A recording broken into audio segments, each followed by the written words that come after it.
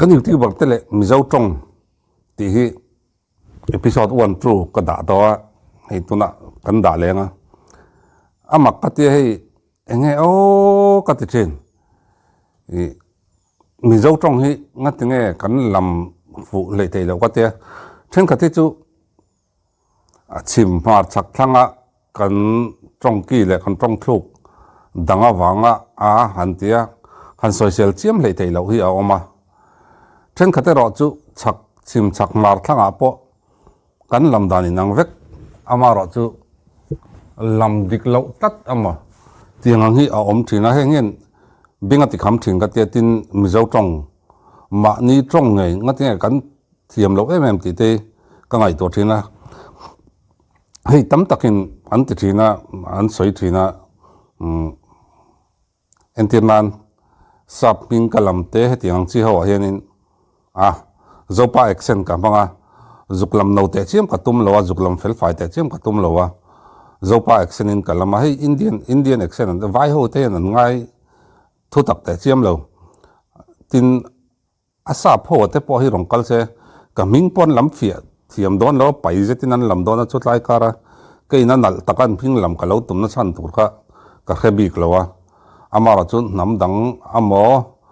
sap te mo nam dang te mo kabia ka kom chonin ka theyang tokin an accent pa ngai turin kain siam ram ve mai amara chu mizo trong mizo pa ngai thak tura ka sai chonin ka ti tral om lo ai mai ti ka ngai dan ni ve tlat sama chu gun residue test an nei na chuan negative result muni gun residue test chu mishing te hian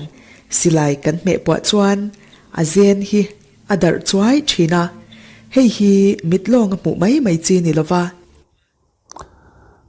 TCIM true crime in mizo hei ka foi ni riak nganin ka ria hei tuna po silai zen ti tura a zen na ron ti le ta ni alam suala mokatia hei ati sual pala mokatia kan ngai thaleng he silai zen hi ni tamaral ma chuan kan ti sa a cham renga voitam tak kan sil to nuwa lo chuan kan vun ko kara te ala bet tlata hei hi khovel thiam na sang tak mang chuan silai zen hi kuta te vuna te akai le kai lo a test theyani ama sapera khan asoi suala mokatia enge mo alam sual pala mani katia kan ngai tha chau jela amaro chu voi thum lam da po silai je na ron ti jela chu wang chonin alam dik lo hrim hrim ani afresh lo hrim hrim ani ti ka khatiang ta hei han lam sual pal amo han ti sual pal zau te chu om thina I pasar tha thong te ka ngai thana sa hei bonel ram dai youtube bonel ram dai tan lo khiang te hian thil lam sual hi ching khop mai ama poyan to hian soi le thina kutum tiat lunga chara hanti tora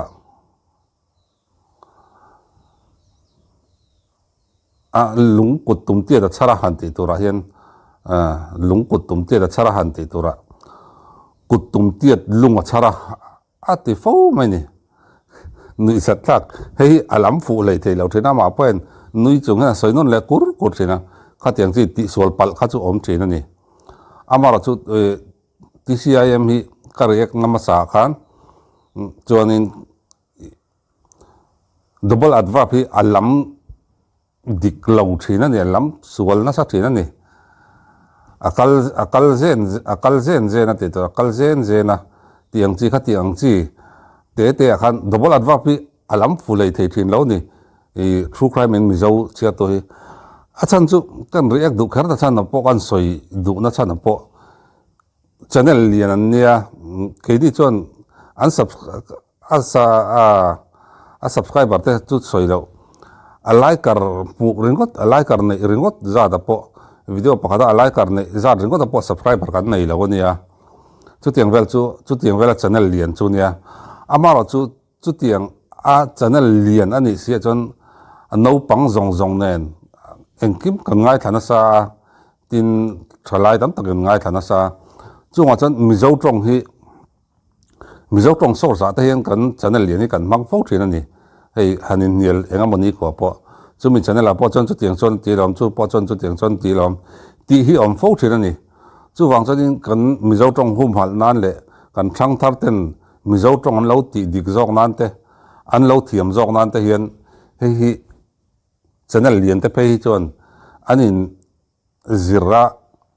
anin bo chai sau sau hi anga in ka ria chung kan soi du na te ani thina wanga hemi platform po hi thiam lo han bot sai kan ni bok renga ke ma po hian chu wang chon hemi a hianin true crime in mizo hi in enfia le enga mo chu ngai khop mai dobol adwa palam dana te I hetiang hi ka soi ngun to a voi ni tlekin lamfu lo hi langa dobol adwa pi mizo hian kan nga lo a somni khate molek kan na ya khang jong jong kha ziak chok se han alam dan han zir se a hun le mun khatiang khan han zir se thatur hi nia channel lian nia tin sum hu nan pon amang na sang ti a hriat renga chu wang cho kan ei zon na le kan sum hu na ani chonin engkibi uluk tura nia hei dor te po kan soina sa tuna chon dor te office te po enge kan hospitality a thalawe chu tiang khatiang kan tia chu tiang khatiang chon min ti chu mi bank ka chong ka kala chu tiang chon min tong khum chu mi dora chong ka kala nin du lutuk doran har tiang chi hi kan nga thena ni chu tiang che chon ke ni po youtube ke kan poisa mu na le kan sum don na pakhat ania chu wang chon kan in uluk nga ya chu mi piala ma chon trong hum hal la konga amala zau thei ber youtuber te an ni na kong hi a om ve a zir lai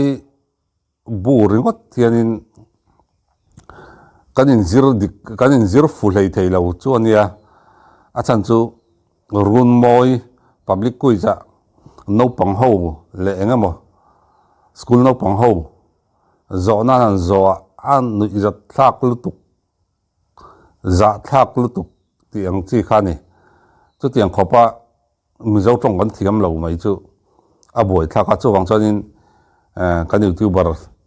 lian tak tak te po hianin khonge tia heti zong po hianin tanan lak tel a thakopin ka ria viewer le subscriber a duam rualian kan duam vek to te pon kan du vek viewer nei thaila subscriber nei tamila kan ti vek chumi kan ti rual che chonin ka channel hi mizo tonga ka ti fuem kan thalai tele thang thar te tan hen mizo tong diklo lu tokin ka pangem ka mizo tong che dana dikem ti te hi ngai to thain ka ria mizo tonga hanin react thin hi chu